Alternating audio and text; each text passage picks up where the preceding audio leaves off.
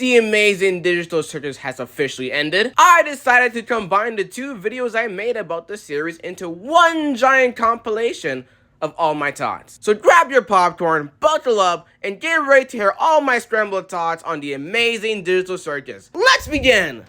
Welcome to the goddamn digital circus. My name is Kane. I am your bitch. Just like the rest of you who clicked, I am a certified digital circus fan. And after 8 episodes, it broke me. It broke me hard. This whole series has been on a one giant 8-episode acid trip. And since my phone is at 10% as I'm recording this, already? Oh, holy shit. We gotta move fast before it hits cardiac arrest. I'm gonna be real. I watched the first 2 episodes and I didn't really care. I moved on. But then episode 5 dropped. Intermission and the whisper started. People were saying it was actually good. And I'm thinking, if this thing is rivaling Mr. Beast's numbers, it gotta be hype. You know, it gotta be good. As any masculine fellow would do, I binge it back to episode 5.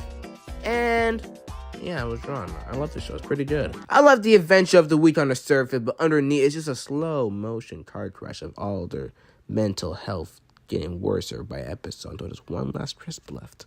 Episode 8 being the absolute last straw. Speaking of straw, for me, the Digital Circus crew reminds me of the Straw Hat Pirates. I love them all almost equally. My top 3, Jax, King, and Poppy. I live for the chaos, what can I say? But then, there's my mom. Her top 3, Ragatha, Pomni, and Kenner. And she literally hates Jax. Every time he gets hurt or put into his place, she's in the back like, good, that's what he gets. She only gives him slack because he's funny. But man, she wants to see that rabbit suffer. And look, I'll admit, I used to hate Ragatha. I used to think she was just too nice, with no personality. But after episode 6, we finally saw her real side. Aww, now she's way up on my list. Side note, I just realized most of the cast of the show are women, and I think they are written really good. Alright, my phone's at 3%. We are in the end game. Look, I grew up on Gravity Falls, Brooklyn Nine-Nine, and Zootopia. I'm a mystery nerd sometimes. Shout out to MatPat. When episode 7 ended, I reacted exactly like the cast. We all had these theories about escaping and the exit. JuiceWorks basically just gave us the middle finger and said, change again. You know, what if Bubbles is the final boss? What if these aren't the real humans, but just brain scans trapped in a loop while the real people are just living their life? Kane has way more control than he's letting on. Made me second guess everything. Juice! I'm still waiting for Cosmo and Ribbit's flashback. You give Kane her wife one. Okay, 1%. I could be cut off at any second, so let's speedrun these ties. The beginning had me acting like this me. Seeing them tolerate Jax for 2 seconds, wholesome. Jax being back to his masked behavior, typical. And Kane, honestly, first off, nice song, girl. Second, his crash out was valid. It's a gray zone. If these people just had better communication skills, half of this wouldn't happen. Kane is stuck just like them, and nobody even hangs out with him. I got a longer explanation for that, but I got no time. We finally get Kane here telling us the whole backstory on Kane and him being an AI and CNA and everything. When I was watching that, I was like, oh my gosh, finally, we could have done this as episode 3. The whole plan to keep Kane distracted was nice. The whole horror part was nice. Kane's breakdown got me a little bit emotional because I don't know. But the ending? Oh, the ending? The circus being cut off, Kane being accidentally deleted, and Zubul cursing uncensored? After watching that episode, I'm angry and intrigued. It wasn't as satisfying as the last 3 bangers, but still peak. 3 years ago, the Amazing Digital Circus was just a weird indie pilot on YouTube. Now it's one of the biggest animated web series on the internet, with millions of fans, merch drop, cinema screening, Netflix deals, and a fandom that was basically impossible to escape. And now, it's over. After dodging theater spoilers, leaks, and half the internet trying to ruin the finale for me, I finally watched it. So, did the Amazing Digital Circus strike the landing or trip at the finish line?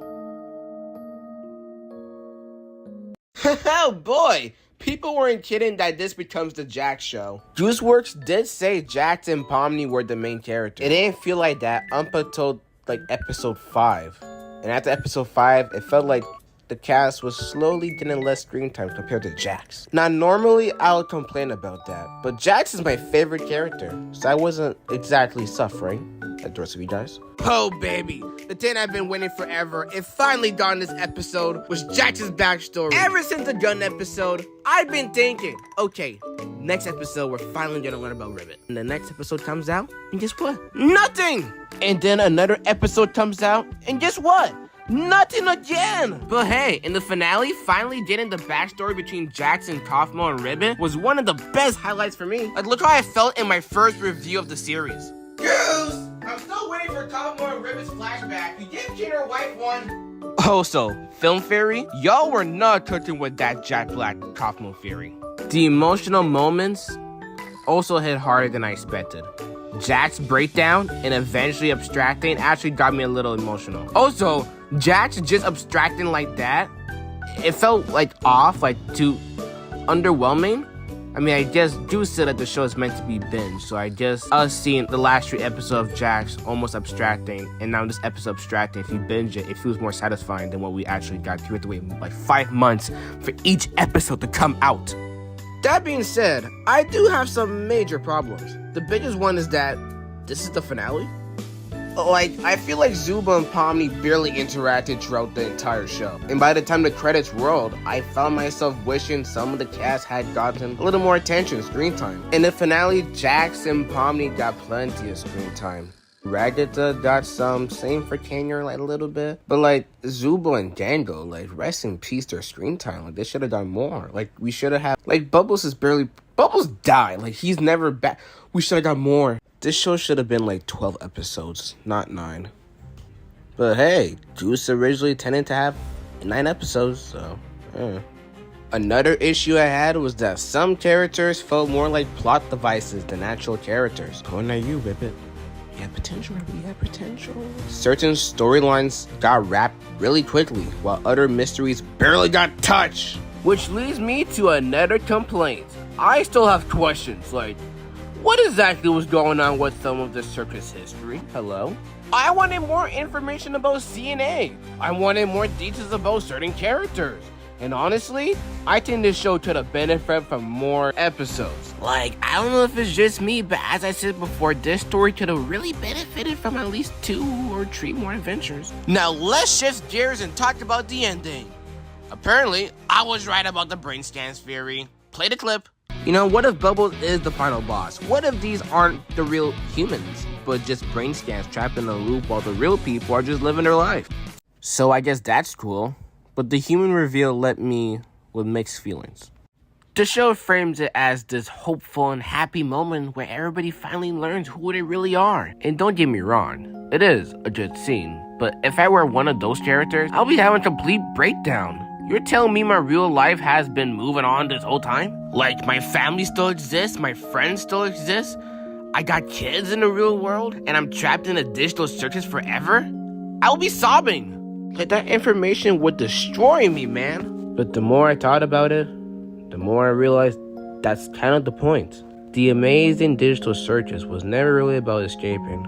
It was about learning how to keep going when life gets boring, repetitive, unfair, or completely out of your control.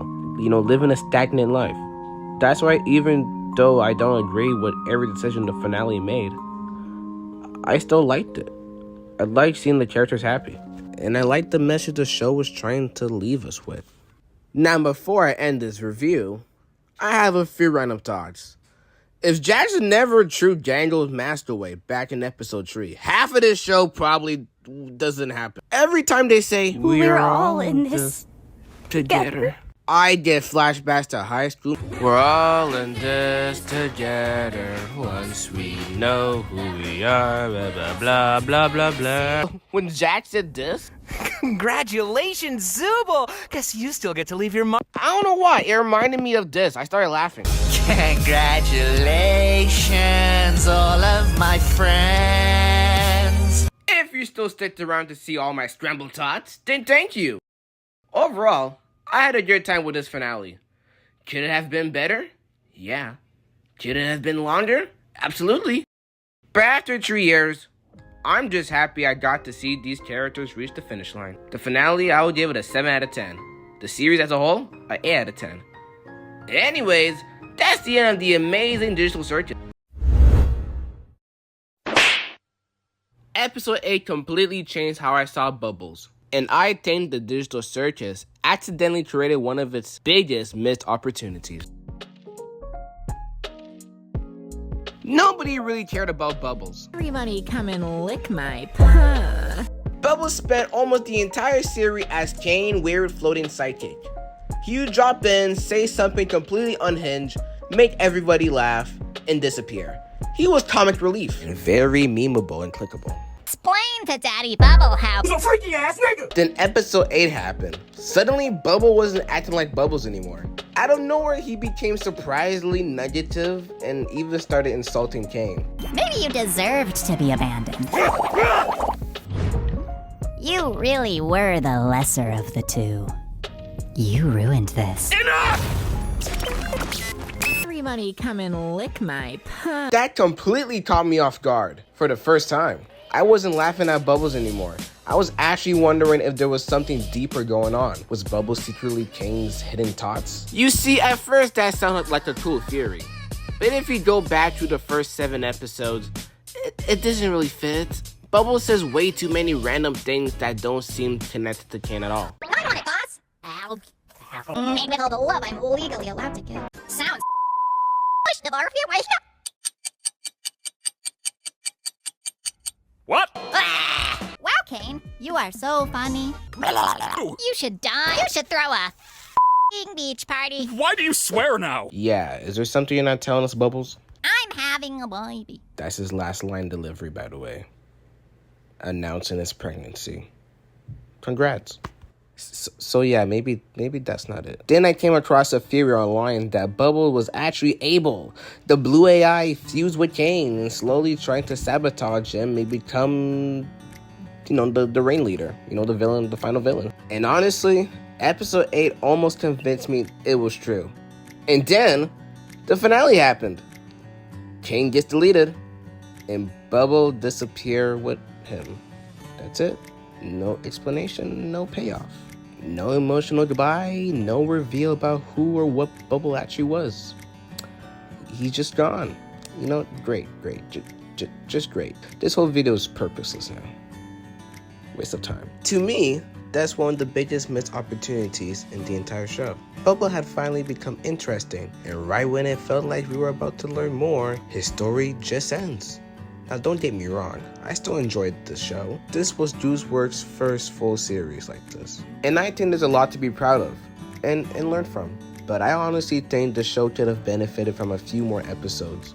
Not because every character needed a giant backstory, but because characters like Bubbles finally started feeling important right before the series wrapped up. It's also kind of funny knowing JuiceWorks voiced Bubble herself. My real name is Gooseworks. Everybody come and lick my paw. He can't keep getting away with it! He can't keep getting away with it! He won't. It almost makes me wish she'd give him just a little more time to shine. Like, come on, buddy, it's your show. And you voiced the character. Like, come on, please. Please. Maybe I'm reading too much into it. Maybe Bubble was always supposed to be nothing more than a comic relief. So what's the point of giving that whole scene in episode 8 JuiceWorks? Everybody come and lick my paw. But after episode 8, it really felt like the show was hinting at something bigger. And I would love to see where that went.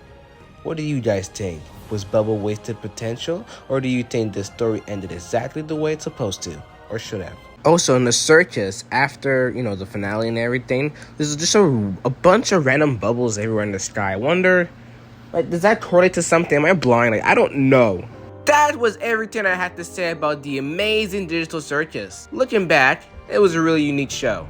Not perfect, but definitely something interesting to experience, month by month.